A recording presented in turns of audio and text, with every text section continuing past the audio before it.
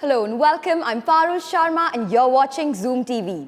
Today's guests are two women who have made every single Indian proud. Please join me in welcoming Lara Dutta and Harnaaz Sandhu. Hello ladies, welcome to the show. Thank you, Parul. Thank you for Sherry having me. ladies looking bright and red. I love it. Of course, and I want to enroll you in the next Miss Diva. Very well spoken, very well articulated. I'll take it. I'll take it. Okay, so diving right in, Miss Diva completes 10 years with this edition. I want to know, how has your journey been being a part of that entire experience thus far? And then also, if you had to give people who are aspiring to get into the world of pageantry a little bit of advice, what would it be? So 10 years of Diva, I mean, obviously for me, I go a little way longer back than that, 22 years since I won Miss Universe. And well, 10 years since Diva was incorporated, 7 of which I mentored the girls for. And so it's been an incredible, journey for me to be part of this, to look at it from the other side. Yeah. Having gone through this when I was 21 years old, having a wealth of experience, 22 years later, to bring that experience onto a stage where you're mentoring young women that want to put themselves out there on a world stage. I think for me, it's been really fulfilling. It's been one of the most fulfilling roles that I've played in my life. And I hope in some way that I've empowered these young ladies, to go out there and strive to achieve their dreams as well. So this is a really special moment, I mean, a decade of Diva.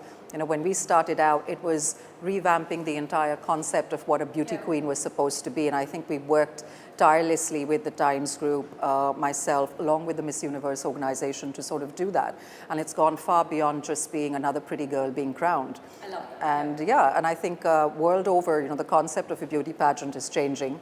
And so are the women who've won it, over the last couple of years. And I think with Miss Universe, they've sort of started that ball rolling a good, 20 years ago. I mean, the women that came before me as well were, trailblazers. They sort of set the path for me.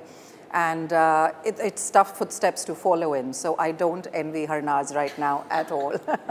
You're like the mother bear of the Miss Diva competition, I think. I am. But I also have to say that I need the girls to stop calling me Lara ma'am. Like, seriously. I still call her. I would say it's going to take some time for me. You can't, Harnaaz. You're now Miss Universe in your own right. You can't be calling anybody ma'am anything. I love it. Women supporting women. Yes, actually, this is what, when I talk about women supporting each other, this is what we mean. It was truly not my childhood dream to become a Miss Universe. I really never knew the meaning of Miss Universe until I saw Lara Dutta. Okay, I didn't say ma'am this time, but until I saw her and how she has inspired so many young women, and I'm one of them. And I realized that I also want to do something impactful like her. And during my time, you were not the mentor, but I was like, I wish I get time to talk to her, something like that. And I remember just before the Miss Universe pageant, the finale night, I got the time to talk to her, and she empowered me, and her wisdom of words and all of that. And it was much needed, because that gave me the inner confidence. She told me one thing that I truly will make sure that I keep that in my mind always, is that just be yourself. Just be yourself and enjoy. And I wanted to take the legacy that she left, I wanted to take that forward. And I was really happy when I was announced as Miss Universe and she welcomed me in her clan. And I was like, finally, now I'll get to meet her. Now I will get to meet her. And this is the first time I'm meeting her. So it was just a heart filled with gratitude, respect, and a lot of responsibility. But I think it's good to know about from someone who has been in my has a world of shoes, experience. right? Yeah, so it's good to just keep looking forward to what she has done and make sure that I make my country proud the way she has. I like this sweet little full circle moment that we've got here. It's making my heart really warm. Okay, both of you have now obviously been heavily associated with the world of pageantry, and something that is, I think, a big topic there is, beauty standards, and they kind of put so much pressure across young and old, all genders, and I want to know, what have your personal experiences with beauty standards been over the years? Like, have they affected you, or have you guys sort of rolled along with it? So I think let's start with the oldie goldie. I think I was very fortunate that I was crowned in an era where social media didn't exist. Yeah. So I look at that as a boon, actually. I think it's incredibly hard on young women today. You have, anonymous people who will pass all kinds of comments or feel like they have a right to comment on every aspect of your life because they're hiding behind that anonymity. And it's really sad because all that I really feel that it is a reflection of someone's own insecurity. You know, when you are writing out or you're acting out and, you know, you troll somebody, you write a really mean comment, you're not really looking at that person, but you're actually looking at it as a reflection of your own life. Sure. You know, so a lot of times, you know, people say, how do you deal with trolls? How do you manage that?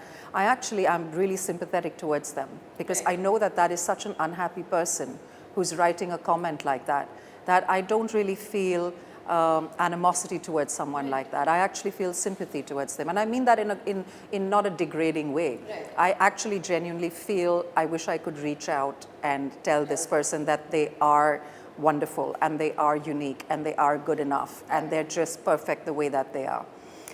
You know, so I think a lot of young women today have to deal with this a lot more than we ever had to deal with. Right. And therein the standard of beauty has changed a hell of a lot. You know, because today beauty has stopped being superficial. I think we've all come a really long way from that. You know, it's not about having the perfect statistics. It's not about having the perfect alignment of features. You know, and we've always said this, that true beauty is beauty that shines from within. Yeah. You know, so it's about having the strength of being able to, well, when you're put in boiling water, you know, to kind of come out smelling like roses at the end of it. And I think those are the kind of women that we're really cultivating today. Those are the kind of women that we're actually trying to encourage on this stage. And that's what the philosophy of Diva has always been about. You know, I see why you were Miss Universe now. Just putting it out there. Harnaaz, what about you? I truly agree with her. I think it's very important to understand that if you go through the past winners of Miss Universe till now, I mean, I'm the 71st Miss Universe, and even Miss Diva, we can see that every girl is different from each other, every woman is different from each other, and that makes us realize that beauty comes in all sizes, all shapes, and all colors.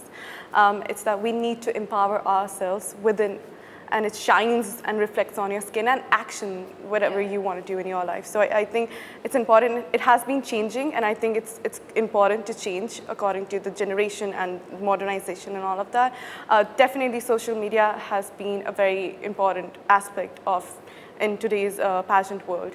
But at the same time, I think women need to be more comfortable with their skin. They need to, you know, reflect the real side of exactly what is pageantry. It's not just about looking beautiful. It's about so many things. It's a job. It's a job of being a Miss Universe. You know, you are an employee. You are talking about your advocacies. You are bringing that one difference, breaking stigmas, meeting people around the world, not only just traveling, but you are connecting and giving food of thought to so many people, and that's your job. And then at the same time, you are building your own career.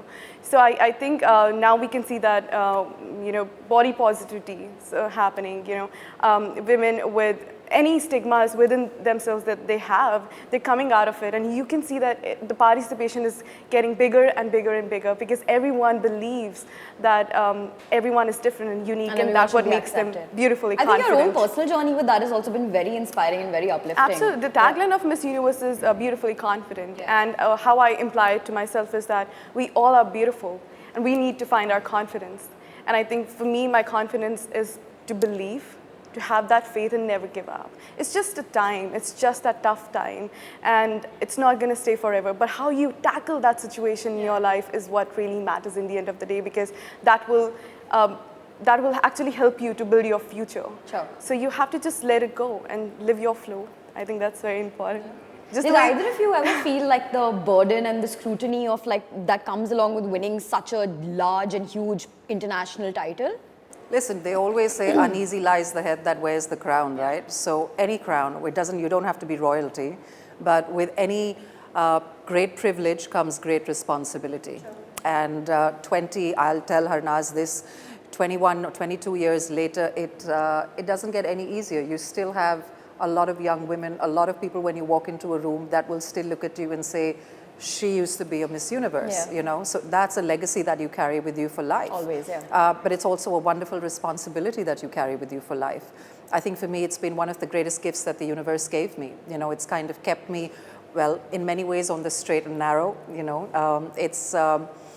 Which is easy to kind of falter off in the industry It is. that It's we're in. easy to get lost, Yeah. you know. It's easy to get caught up in all the hoopla that comes with all of this.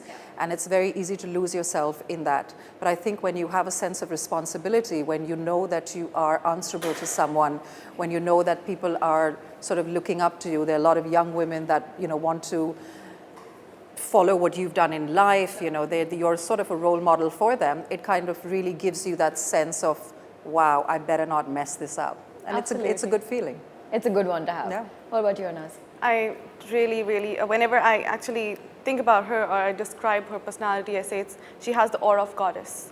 So really, like just look at her and the way she speaks, right? It is a big responsibility. As I said, it's a job. It's just not enjoying and the title and everything. It's constant scrutiny, I think, like 24/7. Right, because everyone, not only like your own country will have a different kind of expectations from you, but everyone around the world see you in a different way. And they have that expectation before you enter the room that this is how it has to be like.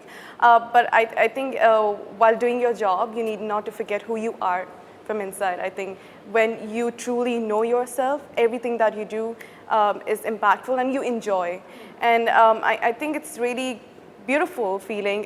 It's a pressure, but that's what we work for. So it builds, like right now I'm in my reign and I can feel myself getting evolved.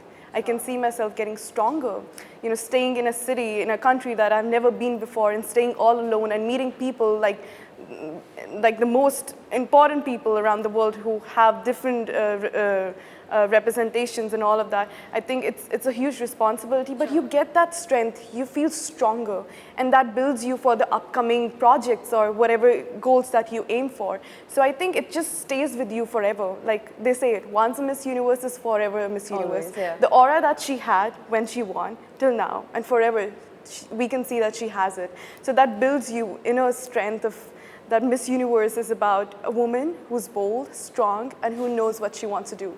So I think, if I'm not wrong, so it's like it stays with you and it reflects on your skin, and the time you enter a room, people have that expectations of strong, bold aura. Absolutely.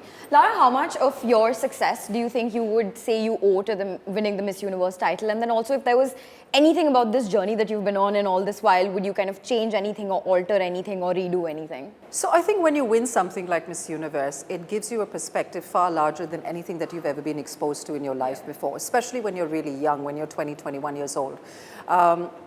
It's a life experience like no other. I wish that every single girl in our country would have this opportunity, you know, to just be able to see life in that way, to realize that it's a huge, humongous, incredible world out there that's so much bigger than you are. And the fact that you actually, being even just this little tiny part of it, can actually make quite a difference. And you're given the opportunity to be able to make that difference. So I think, you know, something like Miss Universe really empowers young women to be part of change in the way that we imagine that it could be.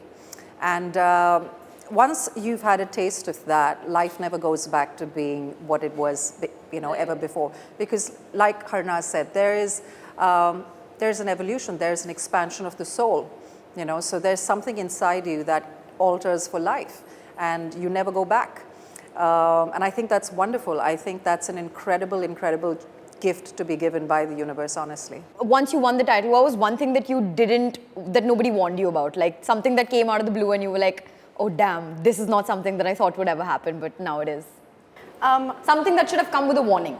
Warning, I think there's so many things, but I think if you have the warning, then your ultimate reaction to that situation would not be true enough. I think, so whatever happened, there's so many moments like, all that attention that I got, then people having opinions, and some opinions that's something that you don't invite, but that is how it is going to be like. And then especially I think the most funniest moment was when Steve asked me to mimic on Miss Universe stage. So I think that was very unexpected, but I think that made me realize that if you follow your dream, if you follow your passion and you believe in yourself, you can reach any height or any goal that you want to aim for. So I think on that night, it was just for me, it was like just being there, representing beautiful, incredible India, and just doing my best. So Yeah, there have been so many things. So I will wait until my reign ends so that I can add up and just Answer that question again. Yeah, meet you again and then tell you the. I would love that. Thank you so much for joining me, ladies. Wish you all the luck, all the love, and thank you for empowering women the way that you do. Thank you. Thank you. Thank you.